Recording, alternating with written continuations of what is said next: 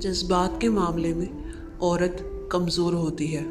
کمزور سے ضد لگانا، مقابلہ کرنا، اس کو نیچا دکھانا غیرت مند مرد کو زیب نہیں دیتا۔ ہم تعلیم خرید سکتے ہیں، لیکن عقل خدا کا عطا کردہ تحفہ ہے۔ بیٹی کا پہلا حق جو ہم کھا جاتے ہیں وہ اس کے پیدا ہونے کی خوشی ہے۔ ایک قلم فروش صحافی جسم فروش عورت سے زیادہ بد کردار ہوتا ہے۔ اگر وہ ہے جس کا واسطہ دے کر تم چندے اکٹھے کرتے ہو اور محل بناتے ہو تو اس سے مانگو، چندہ لوگوں سے کیوں مانگتے ہو؟ ہم عورت اسی کو سمجھتے ہیں جو ہمارے گھر کی ہو، باقی ہمارے لیے کوئی عورت نہیں ہوتی، بس گوشت کی دکان ہوتی ہے اور ہم اس دکان کے باہر کھڑے کتوں کی طرح ہوتے ہیں جن کی ہوس زدہ نظریں ہمیشہ گوشت پر ٹکی رہتی ہیں۔ میں صرف اس کا ذمہ دار ہوں جو میں نے کہا، اس کا نہیں جو آپ نے سمجھا۔ میرا مشاہدہ ہے جو آدمی پرخلوص ہو، ہنستے ہوئے اس کی آنکھوں میں آنسو ضرور آ جاتے ہیں۔ میں نے ایسی فضا میں پرورش پائی ہے جہاں اپنی خواہشات کا دبانا بہت بڑا ثواب سمجھا جاتا ہے۔ منٹو کہتے ہیں، وزنی معدے کے ساتھ جو شخص وطن کی خدمت کے لیے آگے بڑھے اسے لات مار کر باہر نکال دیجیے۔ عورت دنیا کی وہ واحد مخلوق ہے جسے پیار بھی کرو تو ڈر جاتی ہے۔ میں ایسی محبت کو نہیں مانتا جس کا آغاز مرد کی طرف سے ہو۔ کل بازار جانا ہوا، دو کتوں کو گوشت کی خاطر بری طرح لڑتا دیکھا۔ واپسی پر انہی دونوں کو اٹکھیلیاں کرتے دیکھا۔ پھر مجھے وہ دو بھائی یاد آ گئے جو 20 سال پہلے کسی بات پہ لڑے تھے اور آج تک نہیں بولے۔ ہمارے ججوں نے دھوتیاں باندھ رکھی ہیں، عوام انصاف مانگنے آئے تو آگے سے اٹھا دیتے ہیں اور جب طاقتور آئے تو پیچھے سے اٹھا دیتے ہیں۔ مرد کا دل عمر و عیار کی زنبیل کی طرح ہوتا ہے، ہزاروں عورتیں اس میں سما جائیں پھر بھی کچھ گنجائش باقی رہتی ہے۔ طوائف کا سوال، وہی مرد جو رات کی تاریکی میں ہم سے راحت مول لے کے جاتے ہیں، دن کے اجالے میں ہمیں نفرت و حقارت سے دیکھتے ہیں، ایسا کیوں ہے؟ میرے جانے کے بعد میری لکھی ہوئی ہر بات کو سراہا جائے گا، میرا نام لیا جائے گا، مجھے یاد کیا جائے گا، لیکن تب تک بہت دیر ہو چکی ہوگی۔ زندگی صرف موت تک پہنچنے کا ایک راستہ ہے اور مجھے اس سے انتہا کا پیار ہے۔ جب تعلیم کا بنیادی مقصد نوکری کا حصول ہو تو معاشرے میں نوکر ہی پیدا ہوتے ہیں، رہنما نہیں۔ میں اس معاشرے میں رہتا ہوں جہاں عموماً بڑے گھروں میں چھوٹے لوگ رہتے ہیں اور چھوٹے گھروں میں بڑے لوگ رہتے ہیں۔ منٹو سے کسی نے پوچھا، کیا حال ہے آپ کے ملک کا؟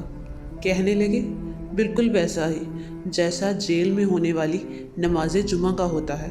اذان فراڈیا دیتا ہے، امامت قاتل کراتا ہے اور نمازی سب کے سب چور ہیں۔ وحشی سے وحشی بن جانے کے بعد بھی انسان اپنی انسانیت سے پیچھا نہیں چھڑا سکتا۔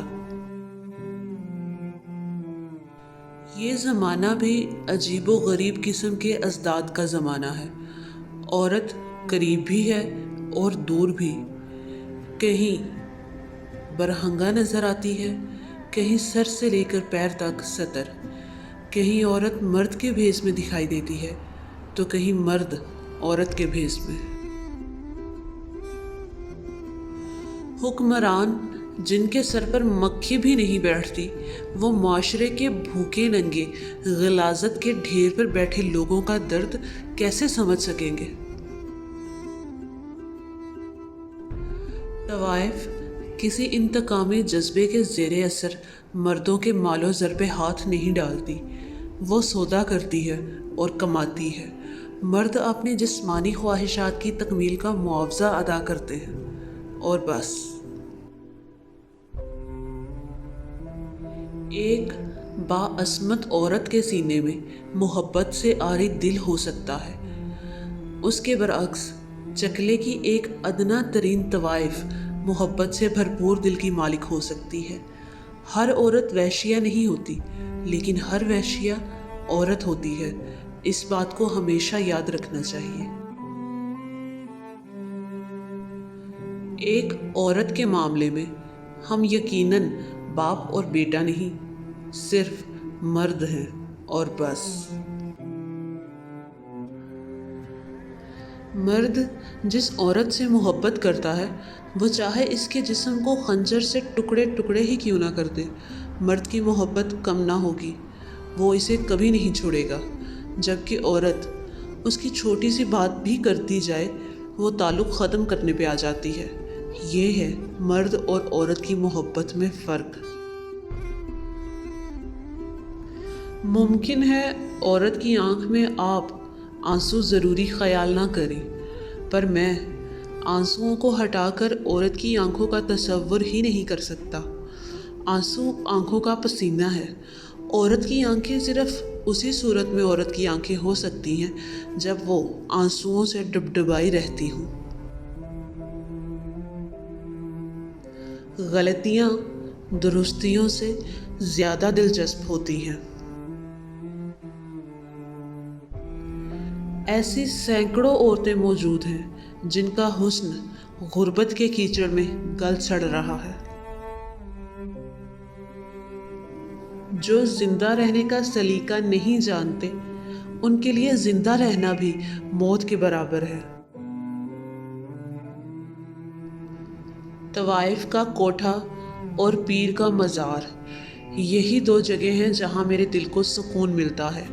ان دونوں جگہوں پر فرش سے لے کر چھت تک دھوکہ ہی دھوکہ ہے۔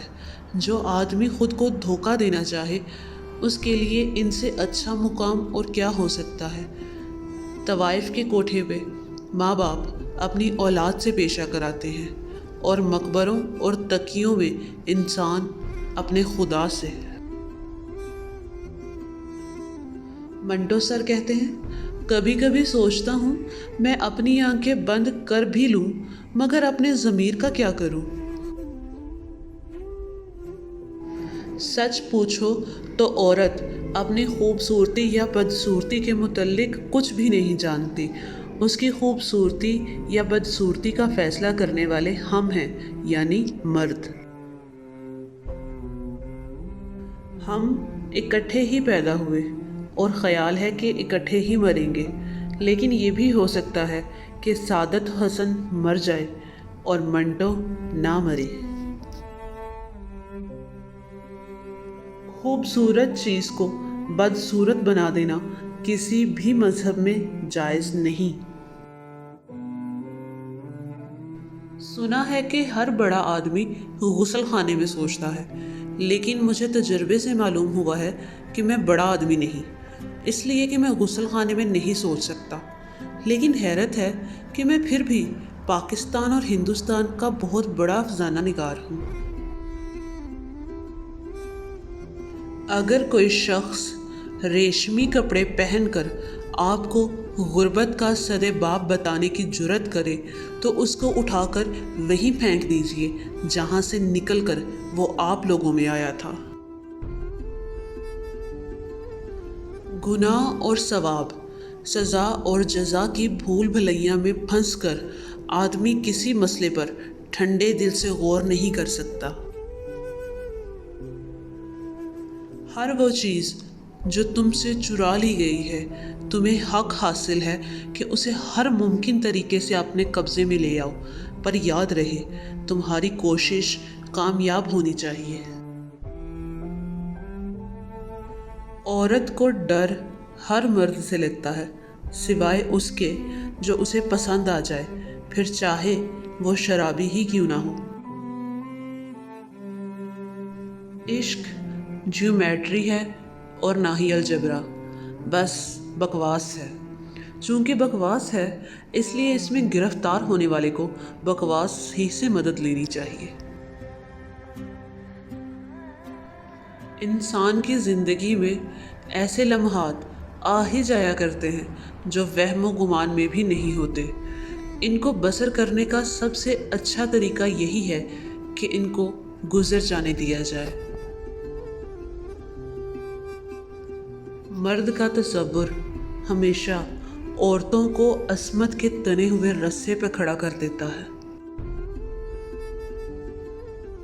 शायरों पर खुदा की लानत बेड़ा गर्क करते हैं लोगों का। हर आदत पक कर तबीयत बन जाती है और ये एक खौफनाक चीज़ है। मंटो कहते हैं, मैं इश्क के बारे में सोचता हूँ तो सिर्फ शहवानियत ही नज़र आती है। औरत को शहवानियत से अलग करके देखता हूँ तो पत्थर की मूरत रह जाती है। मेरी समझ में नहीं आता कि लोग मुझे फाहिश निगार क्यों कहते हैं, जबकि मैंने अपनी ज़िंदगी में एक भी गाली किसी को नहीं दी, किसी की माँ बहन की तरफ बुरी नज़रों से नहीं देखा।